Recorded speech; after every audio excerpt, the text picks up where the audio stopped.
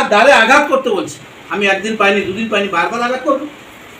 বারবার ধরো আমি দরজা বন্ধ করে ঘরের ভিতরে আছি, বাইরে কোনো জন এলে আমি শুনতে পাচ্ছি না, তো বাইরের লোক ডাকলো আমি শুনতে, দরজা তো বন্ধ, তাহলে একবার দুবার তিনবার ডাকলে পাওয়া যাবে কিনা? তো দরজা বারবার আঘাত করলে বাড়ির লোক শুনতে পাবে, আর তাকে তখনই বলবে তুমি দাঁড়াও, দরজা খুলছি, কুশল দাঁড়াতে পাবে না। তাহলে বারবার আমাদেরকে ডাকতে হবে, পরমেশ্বরীকে বলতে হবে, তবে আমি তার সন্ধান পাবো, খবর পাবো। কেননা যে কেউ যাত্রা করে সে গ্রহণ করে এবং অন্বেষণ করে সে পায়। তাহলে যে কেউ যাত্রা করে, তাহলে আমাদেরকে সেই যাত্রা করতে হবে। কোন যাত্রা?